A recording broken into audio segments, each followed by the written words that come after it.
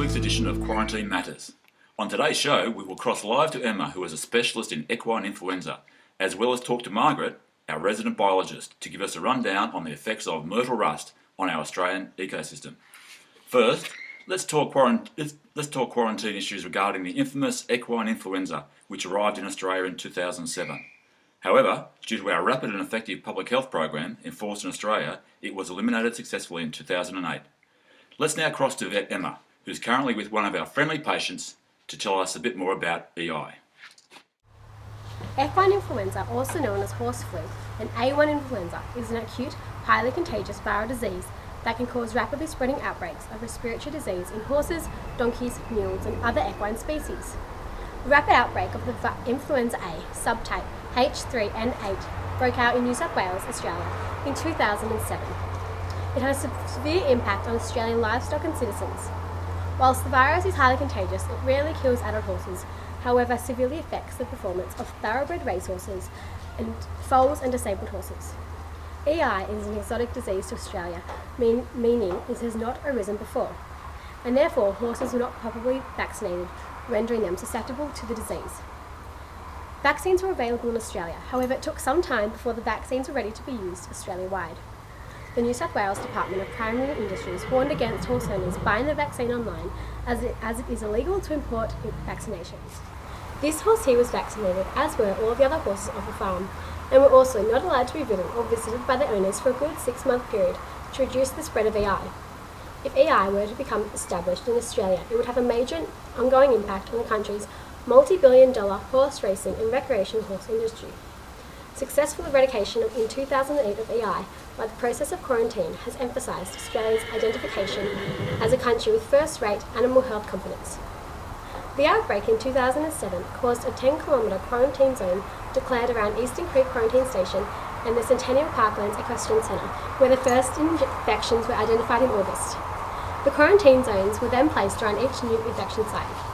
A strategy to further stop the spread of the highly contagious virus was a ban placed on all horse-related activities, and movement was enforced for 72 hours at first, but that period was extended as the risk of cross-infection grew. Symptoms for this highly contagious virus include temperatures, sore joints, and lethargy.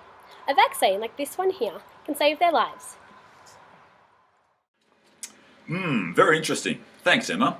Now we will cross to Margaret, live in the Australian bush to report on the growing spread of the plant disease myrtle rust. Over to you, Margaret. Myrtle rust is a newly described fungus and a serious pathogen which affects plants belonging to the family Myrtaceae, including Australian natives like bottlebrush, tea tree and eucalypts. Myrtle rust is distinctive in that it produces masses of powdery, bright yellow spores on infected plants. Leaves may become distorted or twisted and may die as a result of the infection. Infection on highly susceptible plants may result in the death of some of Australia's precious native plants. Myrtle rust is considered widespread on the eastern seaboard of New South Wales, from Shoalhaven to the Queensland border. There are 36 known host species, but this number is expected to rise. To help quarantine this fungus, a national myrtle rust coordination group representing industry, government and non-government stakeholders has been established to oversee the ongoing actions aimed at minimising the impact on myrtle rust on the environment, industry and the community. Similarly, in New South Wales, a state-level myrtle rust coordination committee will oversee the ongoing myrtle rust response.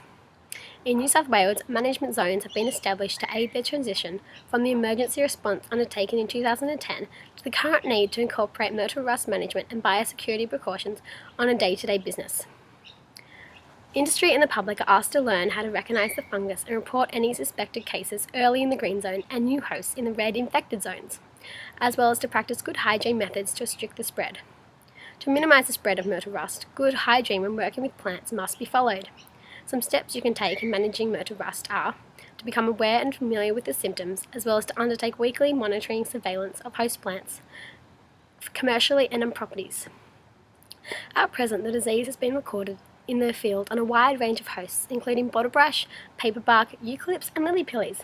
However, the disease was not known to occur in Australia prior to its detection in April 2010.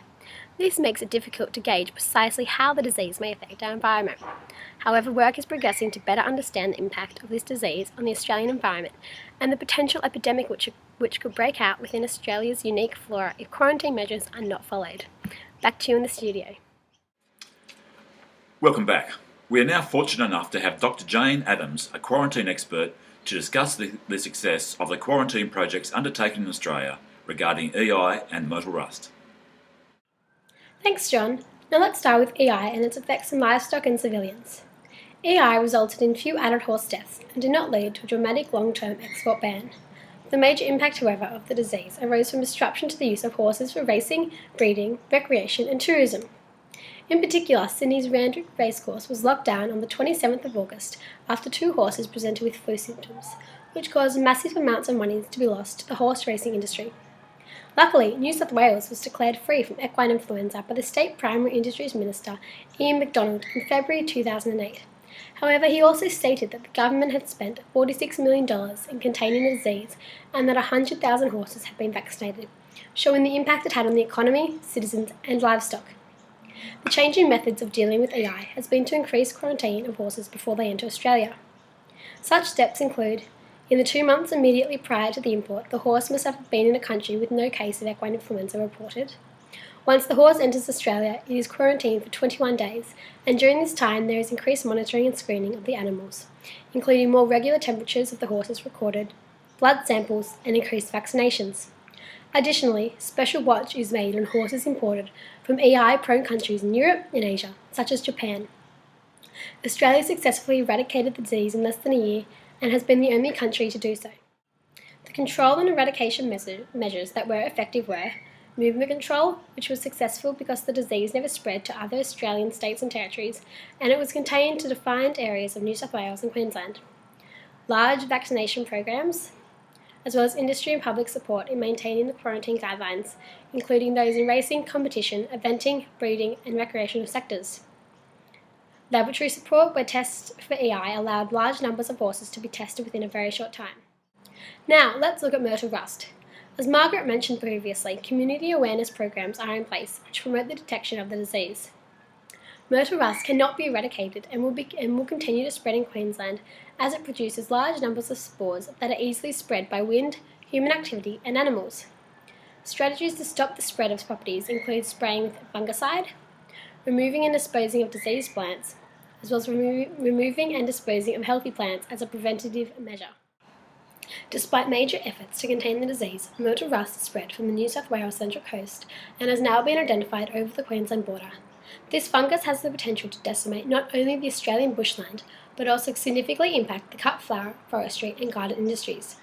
Therefore, as the quarantine methods in place to stop the spread of myrtle rust are not very effective due to the little yellow spore's ability to blow easily in the wind and spread at a rapid rate, all people can do is limit its spread as best as possible. This can be achieved by staying out of quarantine areas, being familiar with the disease, washing clothes well with methylated spirits if you've been in an area prone to the infection, and not touching affected plants. Back to you, John. Thanks, Jane. It's great to see Australia is in safe hands with such a strong quarantine regime in place. That's all we have time for today on Quarantine Matters.